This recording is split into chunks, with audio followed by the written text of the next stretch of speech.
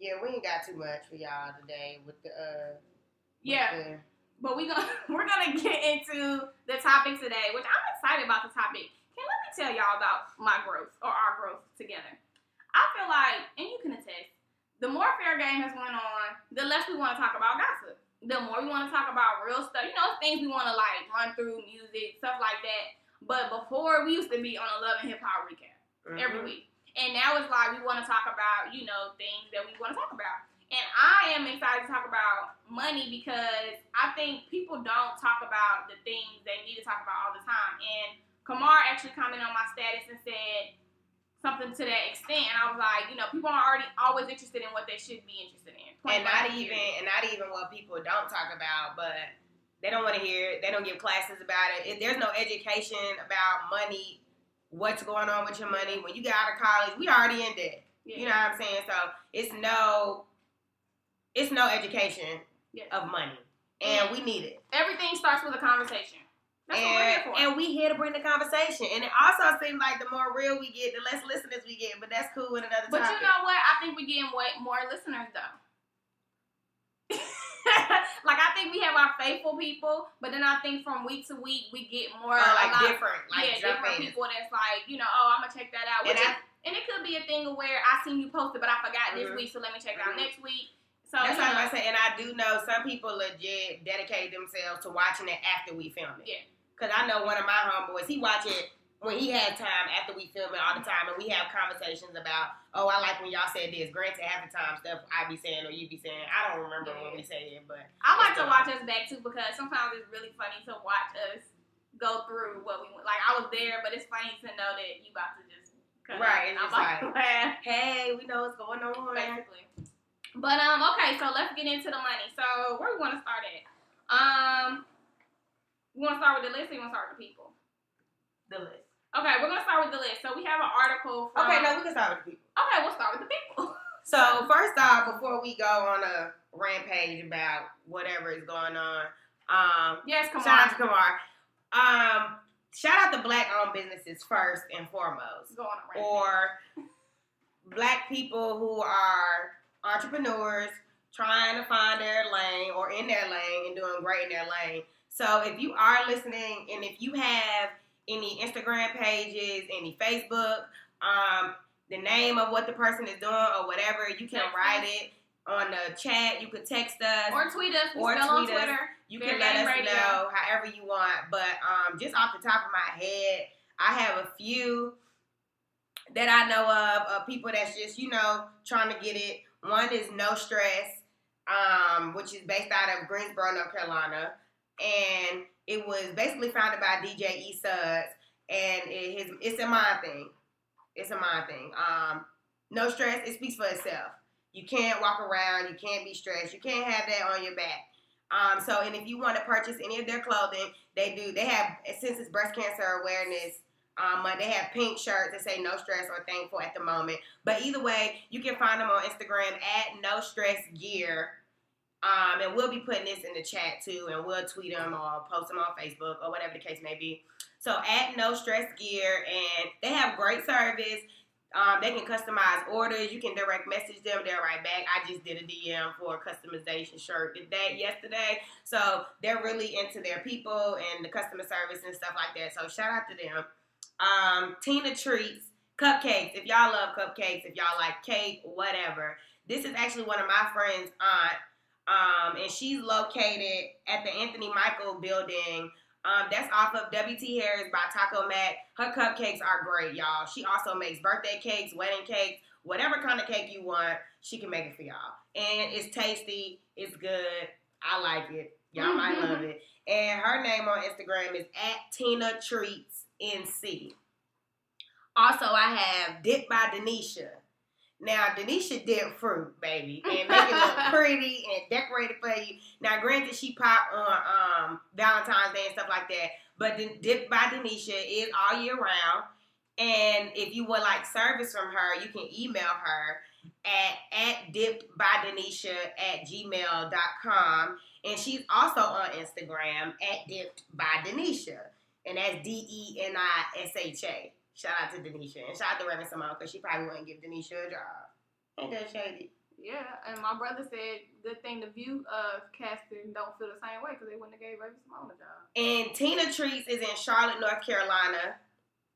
Sorry, I didn't mention that. And Dip by Denisha, she's based in Winston/Greensboro. But she does travel if you're around the area and the money is right, if not mistaken. And thank you, Savage, for helping me, get my coins and get my stuff in order. Also, a friend of mine, he just started making bucket hats, and it's called Native Gear, and they're pretty dope. You can go look at them, though, but they have, like, different countries on them. They're camouflage, and I'm sure he's going to take it further than just the bucket hats, but that's at native_gear. And also, if you want to start blogging or anything like that, I have a homegirl. She's on Instagram, and her name is @Alicia Nicole. And she also does, jewelry? Yes, I think so.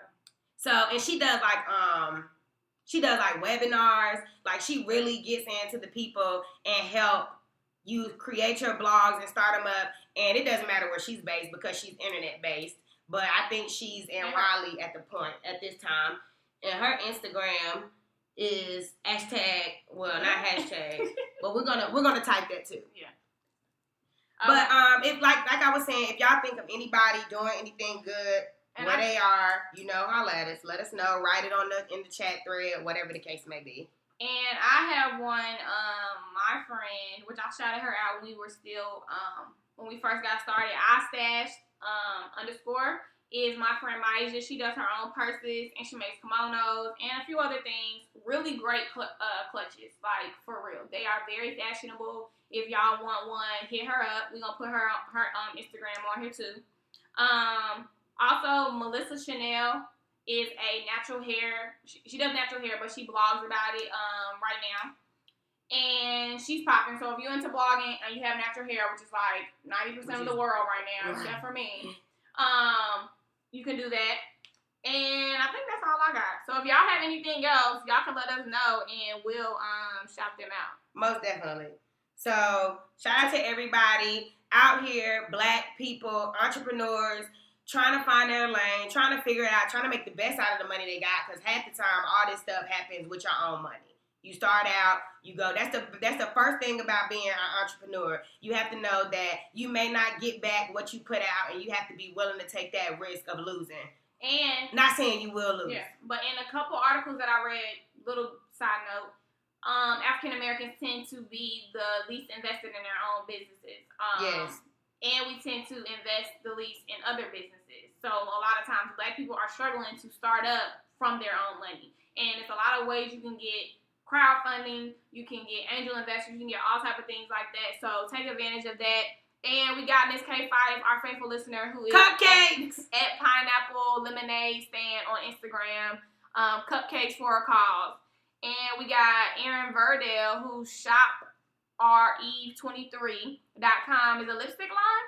Yes. Okay, I love a good lipstick. Shout out to you. See, look at this. Yes. And somehow we're gonna post all of this on Facebook. Yes. We'll have like just a note tab just about everything that was discussed as far as the the people. Just because everybody need help. And right. Even if it's 5 people listening today, 10, whatever, you know somebody that knows somebody that knows somebody that knows somebody, and that's how it happens. And it's a 1% turnaround rate. So, and as Blacks, we gotta support each other. Like, we support these other businesses more than we support ourselves, and it's ridiculous.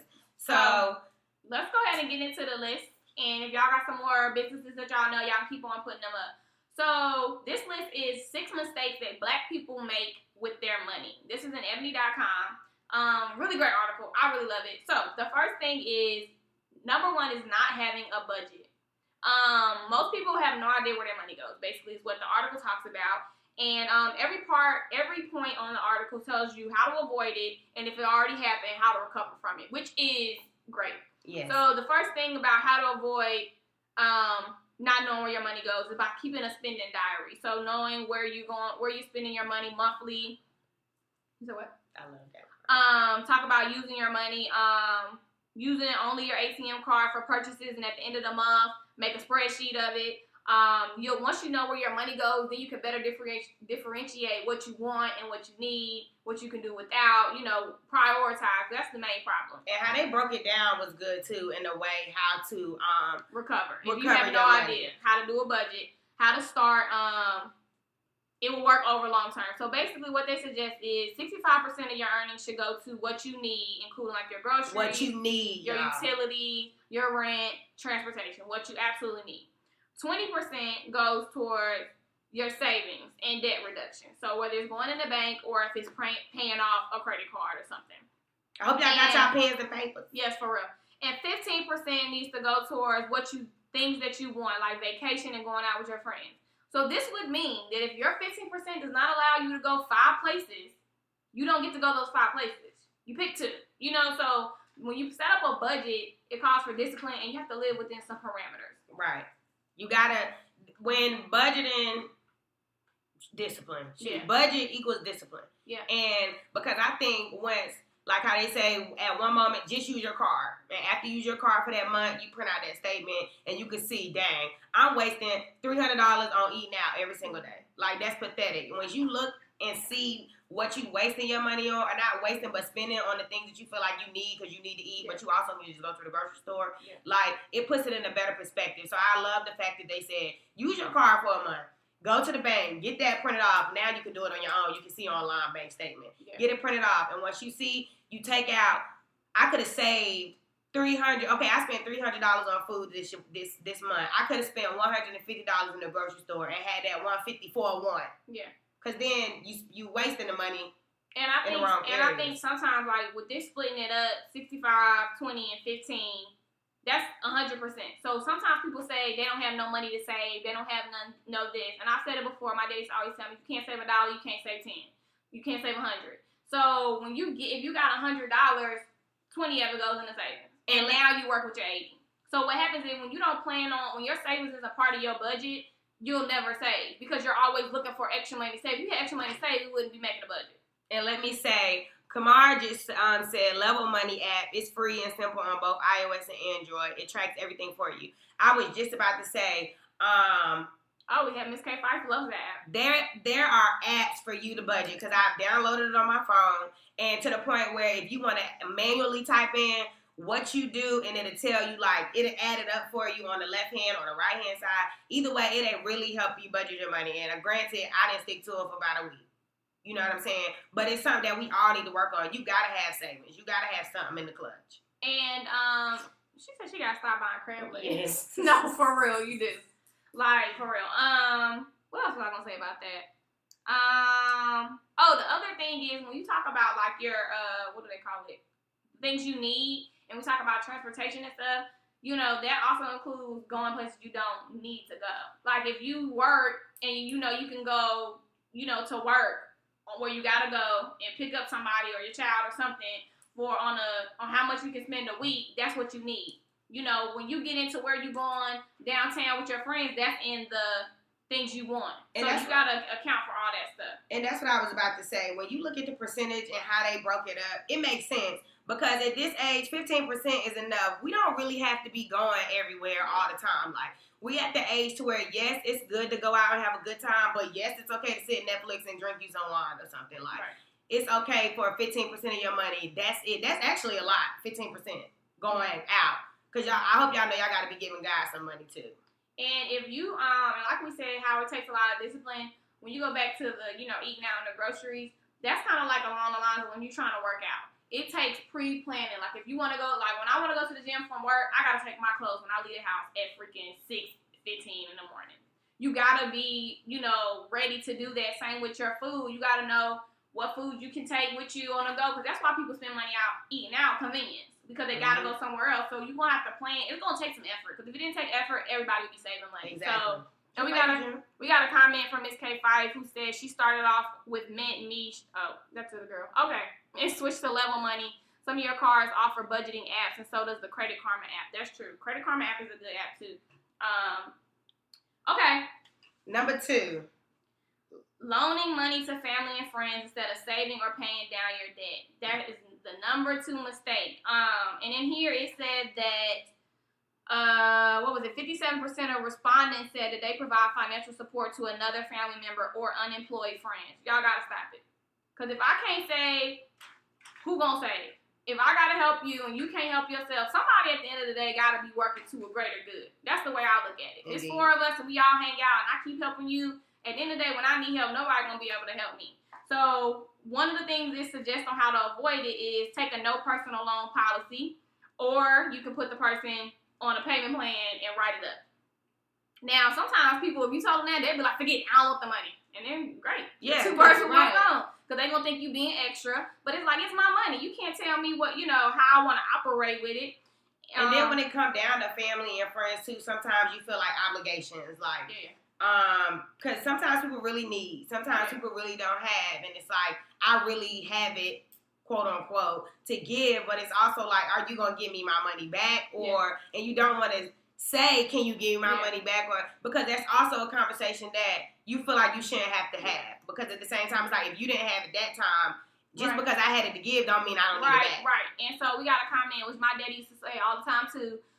America said, if you can't afford to lose it, you can't afford to loan it. And my mom always said, don't give something that you can't afford to give. Like, don't give it thinking you're going to get it back, basically. So I do live by that too. And Drew G says sometimes family can be your best and worst enemy, friends too.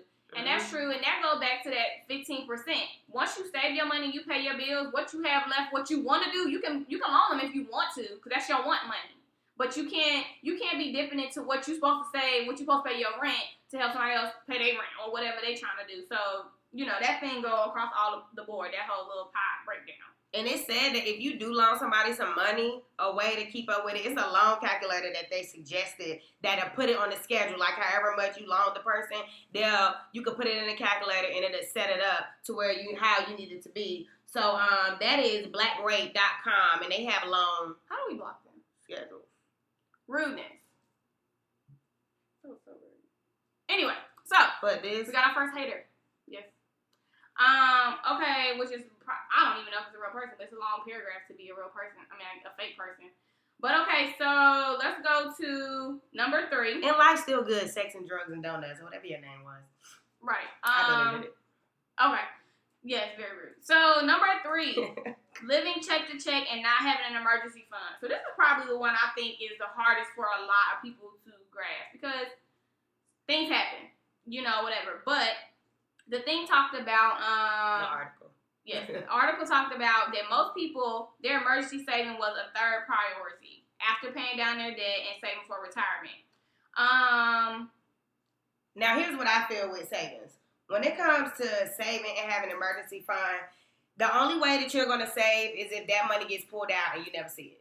So as far as trying to save, one thing that people have always said, even like banks, if you go sit down and talk to a bank about savings or whatever, they either suggest that it comes straight out of your account, like set it up to where when you get paid, that money comes right out, or have a whole nother bank to where you save your money at. So that way you won't see it. Because as long as you see what's in your account, as long as you see what's available, it'll get spent. And I've done it. I've had savings with a lot of money in it. You know what I'm saying? But the fact, every time I check my account, I see, I got stacks in the other account. Like, cool. So I can go ahead and be willy foo-foo with this part of my money, because I got something to rely on when really you don't have that to rely on, because that's not even nothing that you're supposed to be touching. That's supposed to be savings, and you don't touch savings.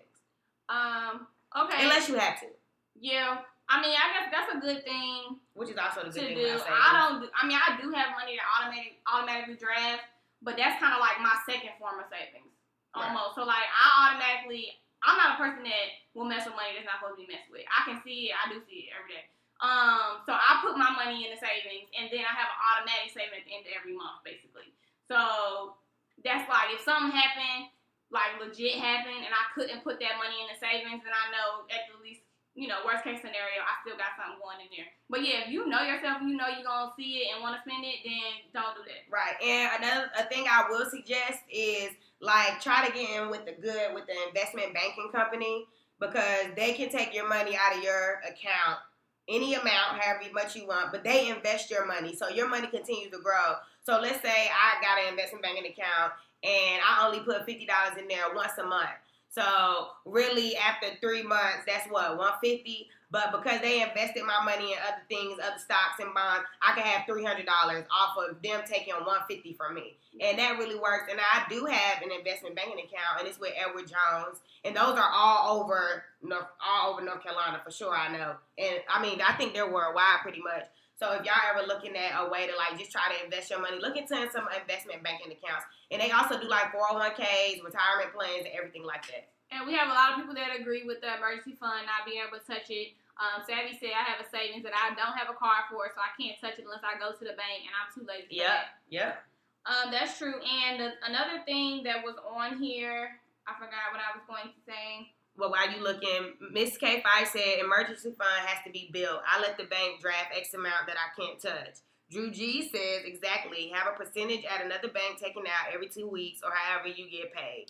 And A. Searle said, "Yep, if you see it, you'll spend it. Not everybody, but some." And so one way, like we said about people that feel like they don't have money to save, it has a little section on how to recover if you feel like that's you and you're not saving. And basically, you want to reevaluate your budget and the money you have. So you can look on cutting like your interest rates on your credit cards, consolidating your student loans, trying to get cheaper insurance rates, anything where you can cut money. Now, what people mess up on is they cut some and they think they got more money. Mm-hmm. They're like, oh, I ain't got to do that this month.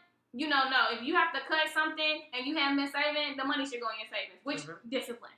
You know, because then somebody call you like, you trying to go? You like, I just got the extra money, but that needs to go in your savings. So if you're going to make a cut, the cut can't be for you to go out and party, basically. And definitely, y'all, if y'all haven't, I mean, I know a lot of people that listen probably been out of college, but definitely consolidate your loans into one lump sum, because the more it's listed on your credit score, each time it's listed, it's counted. So if you take 30 loans and push them all into one, that's only accounted for one time on your credit score. So that's just a little fact. Yes, very true. And Miss K5 said, "Man, we can go on trips and drink, etc. Save for the rainy days." Exactly. We don't got to be going out in the same streets we always go out in. Let's go over the seas, out of town, in another country. Yeah. That's what we living for, to travel, not to be in America partying. Oh, thank the Lord. Okay, so money mistake number 4 is piling up debt on credit cards and not being aware of your credit score. That's why I have 60% of African Americans surveyed have significant credit card debt versus 45% of the general population. Most people end up paying interest on their interest if they carry a balance over the long term.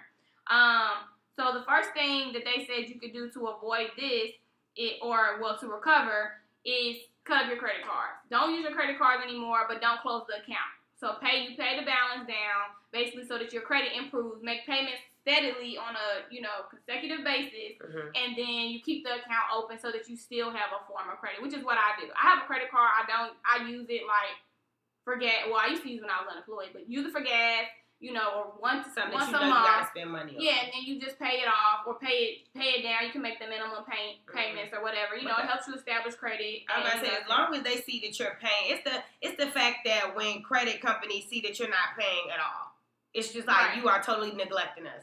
As long as you're paying something, not saying to pay $1, but you know what I'm saying? If you can't get them 200, but you can get them 60 or 70, they know at least like, well, she can't give it 200, but she giving it 70. Yeah. So we're going to keep it straight. But we do have a comment about the consolidating the loans. Watch the interest rate of the consolidation. Yeah. True. Don't want a much higher interest rate of that consolidation. Very Indeed.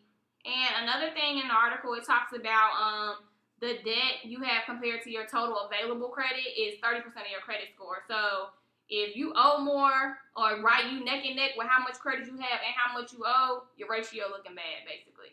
You don't want to have almost more debt than available credit. Because now you looking like you about to reach your credit max and you haven't paid nobody back, basically.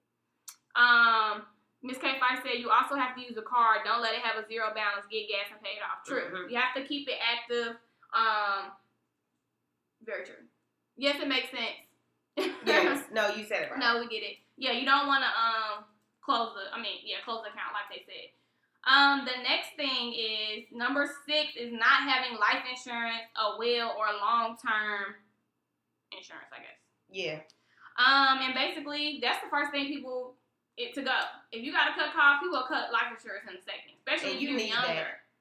People don't think they need life insurance. And that's why we see so many GroupMe accounts, no shade, but people passing out, passing away, dying, getting killed, and they have no insurance.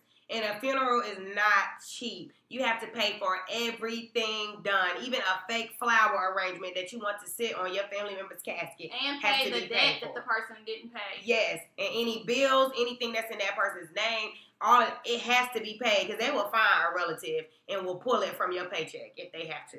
And so ways on how to avoid this, they say you can get term life insurance, which is the cheapest and simplest. And if you already have a problem and you don't have life insurance, or maybe you think you can't get it, it says you can start by checking with your employer to see if they provide life insurance. That most employers provide up to 8 times your salary. If you need additional coverage, you can contact the company that provides your home, your renters, your auto insurance, all of that, and get a multi-policy discount, which is cool. You can combine it all. And Miss K5 said life insurance is cheap and you can get a check after 15 years. Life insurance is cheap. They would take, I could say, I know when I had my life insurance at the time, I had to get back registered with my insurance because I just got a job. But yeah, it was like $20 a month. Life insurance, life disability, like all of that, it was covered. Like $20 a month. What you missing? $20, y'all. Something happened to you, your family gonna need money. That's selfish to not have life insurance. Yeah, and I'm gonna tell you this. A lot of people may not. Well, before I say this is my brother's investment website. I'm gonna say. And I guess he can help you with investments. And we posted that on the page, and that will also be on our note link section for Facebook. Yes. And so, what I was going to say was, people sometimes, forgot. What did you say last? $20. Oh. Yeah. Now this may be weird to some people, but you could understand possibly. If I can pay, I have a sense of accomplishment when I pay for a bill. Because I've been to where I didn't know how I was going to pay for my bills. So it's kind of like, I may get kind of down like, dang, money is low or whatever. But when the day I get paid and I pay my bills, I feel like a little relief. Like, I paid it. It's good. It's cool. I had it to pay. So it's kind of like with the life insurance thing. If you have $20 to pay for life insurance, do it. It's like, I don't know. I get a little bit of, I feel a little accomplished being responsible. What can I say? Yes, savvy. Yes, it's good when you can pay your bills. It's a feeling. Because at one point, I didn't like, shoot. Yeah. How this about to get paid? Right. Baby ain't got no coins coming in right now. How exactly. About to get paid? But it always work out. Just like when you do have a job. I mean, let's be honest. That's why we work, y'all. Yeah. We do work to enjoy life, but we work to maintain also. So if paying for your Wi-Fi or your cable or groceries, you got to maintain. Like, it is what it is. It's a blessing to be able to pay a bill, and I feel accomplished being insured. That is what Miss K5 said. Yes, very true. And if you feel like you're paying bills all the time, you're not doing anything, try and combine your wants fund for 2 checks, and then do something good. Split. Mm-hmm. Or do something little. Sometimes it's the opposite. Sometimes people are waiting on a big amount to do something when it's kind of like, just get your nails done. Yeah, just do something small. Just do something. Go eat at a restaurant you want to eat. Don't think that you gotta go, somewhere crazy because you might be waiting for a while because you can't get your want fund together to do that, and then next thing you know, 5 months down the road, you feel like you haven't done anything. Ain't accomplished nothing. Right. Number 6 is the last thing, and that is not saving for retirement. Which is also smart, which is also why it's great to get investment banking accounts or 401ks if it comes with your job or whatever the case may be. And I mean, you can shop around for 401ks too, but even if it's just, like I said, even if it's you just saving in an investment banking account and then you got another savings account, because how laws are set up nowadays, they ain't trying to take care of old people. And Social Security is not going to be here when we get older. Right. It's going to be gone. Ain't going to be no Medicaid, none of that for the old people. Because quiet as kept, they don't really care about nobody but themselves. And in this article, it said, this was crazy, that 26% of those with employer retirement saving plans are contributing less than the amount matched by the employer and not contributing at all. Meaning, you're not taking advantage of how much you could be putting in there because your employer will match it. And it also said that blacks have a median or average retirement savings of $9,000 and the general population has $20,000. Jesus. That's unacceptable. Like, that's a huge gap. And let me say, if you run into the opportunity to where they'll match your money, and even if it's just, I mean, you could change it, but even if it's just 50, like, or start 75, small. like, you could start at small increments, and then once you get more used to, you know, having your money and managing, that's the more you can get, because they'll match you full. And see, that happened to me at my job at Extreme Service before I got laid off. They had a 401k plan, and it matched even. So I had a lot of money in my 401k, and I took it because I am so young, and I still can start a 401k again, knowing that I will be employed and not knowing how long I would be unemployed. I mean, so that was like my drag out money. Like, I gotta eat off of this, you know, I gotta piece it for as long as I can. So it worked for me for what it was working for, because I wasn't necessarily retiring at the time, but I was definitely about to be out of work. And it also says that often employers will put in $1 for every $2 an employee puts in, up to a certain percentage. Then they'll automate those savings. Often 6% of the employee's salary. Then they'll automate those savings directly from your paycheck. So it's kind of like the same thing as taking the savings out. You just don't see it. And they said if you already feel like you can't contribute anything, like we said, start by contributing $50 today, and then in 6 months bump it up a little bit. So start low, and then it won't be such a, you know, I mean, because you got to start. Hey, we can get as simple as getting a jar in your room and you dropping $2-3 in there, you know, every week. I mean, because it's all little beginnings make great big endings. Yeah. So it's like, just because you might start off saving $2 and $3, you look down the road and you dropping $2 every day, baby, you'll have you some money, and that'll be a savings. And that could even be like your fun money. Then when you want to count that up one day, whatever is in this can in 2 years, I'm going on a shopping spree. That'd be great. Yeah. That'd be so dope. Like, or this would be Christmas. This would be my Christmas money in 2 years. Or this would be for so-and-so's birthday. Do something special for somebody. Like, or people, I mean, just overall, people have to learn how to start where they are. We talk about that all the time. Like, with this list, start with one thing. Yeah, like, try to get down with that 65, 20, 15. Try to do that for a couple paychecks. And then try and move on and try to consolidate your debt. And then the next time, you know, don't try to live by this. And, you know, people go so extreme sometimes and then they can't keep up. So it's kind of like, you know, if you've been doing something, you 26, you've been doing something for 26 years, you can't fix it in one pay period. So, you know, you ain't been working for 26 years, but you know what I'm saying. And Kamar said taking advantage of company matching is an absolute must. Yeah. It is. Like, you got to do that. Let them match you some type of way, because you know what? When they was taking money out of my account and matching it in my 401k, I forgot all about it. Until one of my coworkers said, well, do you have a job yet? You might want to take your money out of your 401k. You still young. I checked the balance. I almost shouted at work. Like, I couldn't believe it was that much in there. But it was only because they was matching me everything that I had. So my total was matched.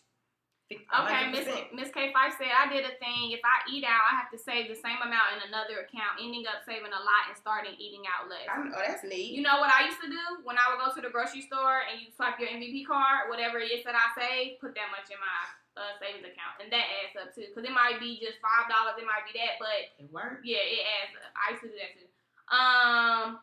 Okay, so this is, I don't know if we want to talk about this or just go through this, but did y'all see the article for like the best cities for African Americans basically to live in? It's based off of home ownership, entrepreneurship, and the average household income.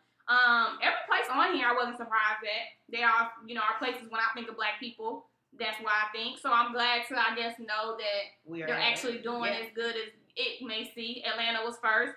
Raleigh, great city. Okay. Great city for young people and young entrepreneurs. I think they were on the list one week we did a show about that. And Black people. Young Black professionals. DC was third. Baltimore was fourth. Charlotte was fifth. VA Beach was sixth. Orlando, Florida, and Miami, Florida was 7 and 8. Richmond, Virginia was 9. And San Antonio, Texas, which is where I want to move to. San Antonio. Is number 10. So if y'all are looking for a come up, go to any of those places and buy you a house. And especially if you're a teacher, Texas pays their teachers a lot of money. In Texas, they don't tax their money. Not Florida either, right? No, I don't think. Well, no, Florida don't pay taxes. Like when you go to the shopping. Yeah, you don't have to pay taxes because it's like that in PA too.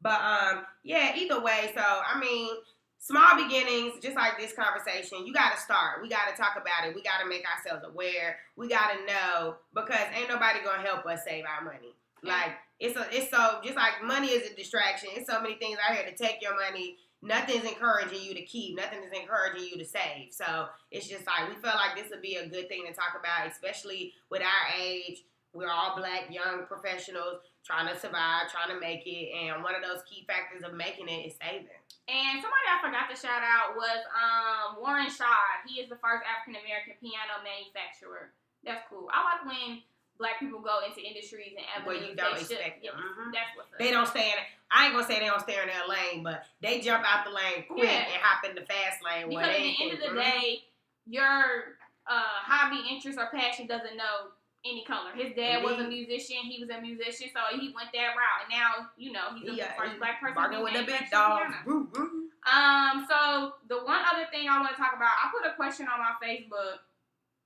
which basically, because I think when I asked people what they wanted to talk about, a lot of people said financial literacy. First of all, financial literacy is the first problem. If you're not educated on your finances, you can't do that. Can't save. But in the Black community, a lot of people don't talk about it, whether it's in your house or whether it's at your school or whatever. You may not be getting information that you need. So I asked the question, do you feel you had somebody in your life to teach you about money, and to what degree? And if so, did you really learn and practice what was taught? So some of the comments I got, one person said that their mom taught them how to budget and to save and use credit, and that the only debt they really have is Sallie Mae now, and that they feel like they were well positioned in life. Somebody else said they kind of got both sides. Their mom was good with money and taught them the importance of good credit, and their dad was kind of like, you can't take it to the grave. So they have somewhere in the middle. Somebody else said no, they didn't learn anything. They had to learn the hard way, and life was the best teacher. Another person learned on their own good money habits. And I think the big thing here is that my brother said, you can only be taught to the degree that somebody knows. Mm-hmm. So if my father only knows about stocks, I may not learn about crowdfunding, or other things, other ways that people can invest their money. And also, today's age, like we say all the time, you can Google everything. If you can Google and you can buy a book on everything, if you're really committed to learning about it. And we got some answers. L. Dunlap said, no, I try my best to learn it on my own. Go to the internet, L. Dunlap 14 is there to help you. Let's see. I think that growing up, something my father used to always say, and he said to this day, life is about the 1st and the 15th. Basically saying money is important. Money is also the root of all evil, but no matter how people try to wash away the importance of money, it is very important, and you need it to survive. And thinking about when you needed it to survive, that comes in with saving and budgeting, and because the things that we need for survival aren't the things that we want. Right.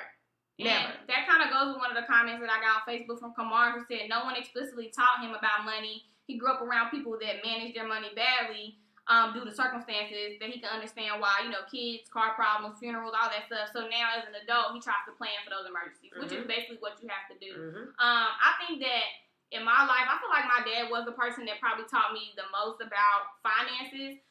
But in the sense of kind of like the bear, you pay which is important. You pay for what you need to pay for first. And he used to always say, you don't get $100 and go spend $90 on shoes. Now when you little and you want some shoes, that's you're like, why not? But I appreciate my dad for not buying me that stuff because I know that's not the priority I need to be focused on. And I think too now, I feel like he might have knew more than he told. He could have probably told some more. And sometimes I think it comes along with your delivery too. If you're getting lectured, you're not always listening. But if it's like an open dialogue, like, so you got a job, so what we gonna do? That type of thing, that kind of works better.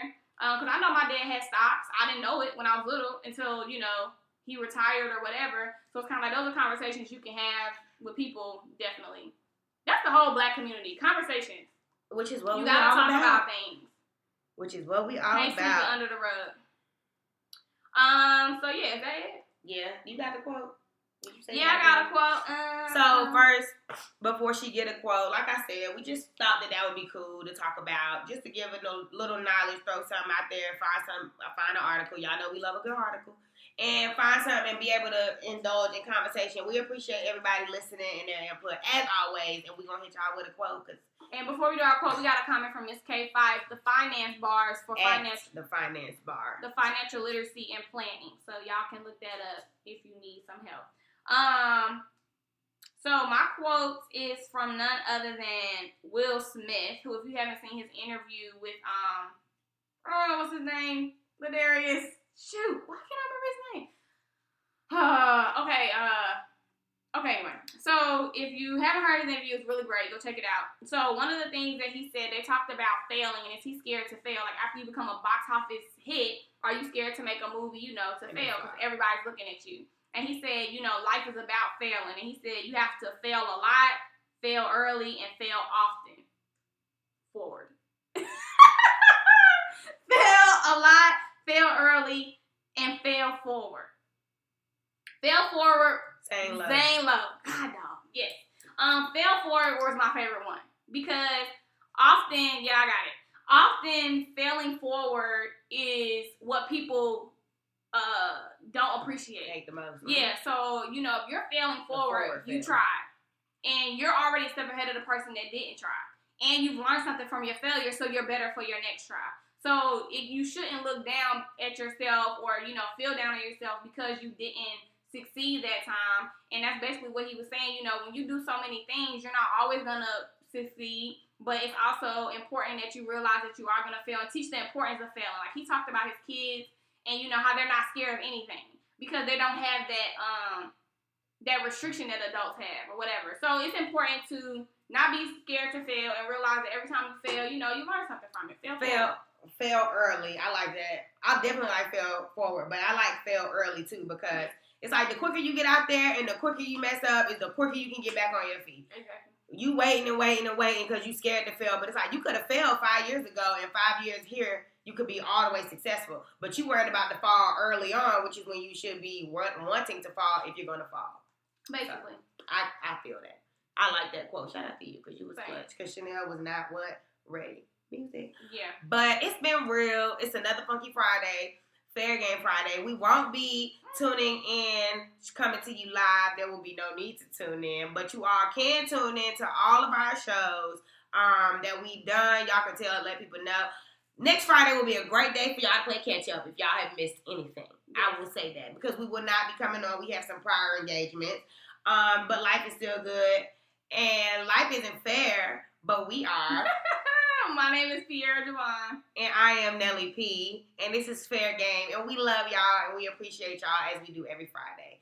Have a safe weekend. Thank you for listening. Thanks for listening. Love y'all.